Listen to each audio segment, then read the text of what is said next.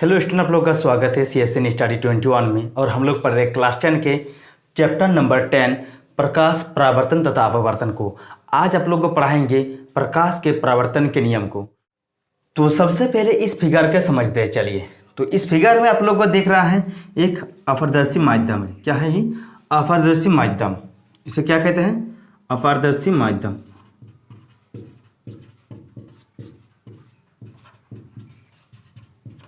अपारदर्शी माध्यम है जो इस तरह से लिखा गया है इससे।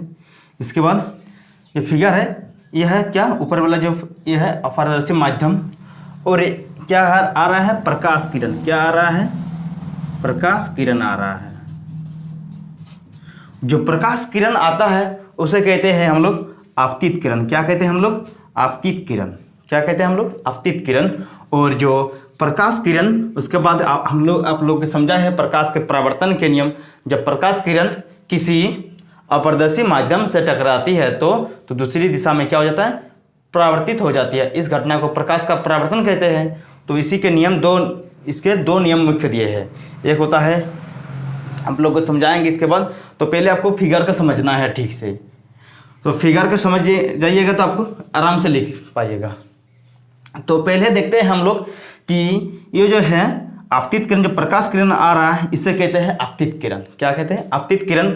और जो प्रकाश किरण अपारदर्शी माध्यम से टकराने के बाद जाता है उसे कहते हैं क्या? परावर्तित किरण। ये जो जा रहा है इसे कहेंगे हम लोग परावर्तित किरण। इसे कहते हैं परावर्तित किरण। ये जो आ रहा है इसे कहते हैं क्या? आपतित किरण। और जहां पर इस बिंदु, जहां प्रकाश किरण टकराते हैं उस बिंदु को कहते हैं आपतन बिंदु। क्या कहते हैं? जिस बिंदु पर प्रकाश किरण टकराई उस बिंदु को क्या कहते हैं? आपतन बिंदु। क्या कहते हैं हम लोग? आपतन बिंदु। और इसके बाद आप लोग समझाते हैं, जहां से बिंदु, आपतन बिंदु से एक हम लोग एरो से क्या कर रहे हैं? एक लाइन खींच रहे हैं। इसे कहते हैं अभिलंब। क्या कहते हैं? अभिलंब कहते हैं। तो आप लोग को समझ में आ गया। तो इसको आप लोग पॉइंट वाइज समझाते हैं।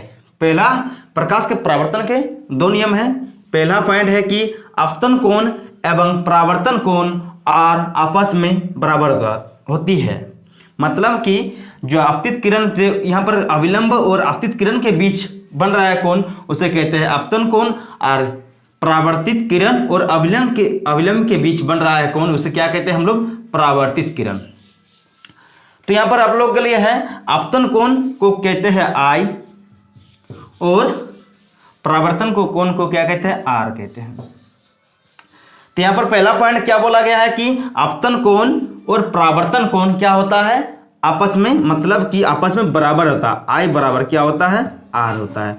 मतलब कि यहां पर ये जितना बनेगा, मान लिया कि 90 डिग्री का कोण बनता है तो यह भी 90 डिग्री का कोण बनेगा। मतलब इधर से जितना डिग्री का कोण बनेगा, आपतन कोण जितना डिग्री का कोण बनेगा उतना ही परावर्तन कोण भी बनेगा।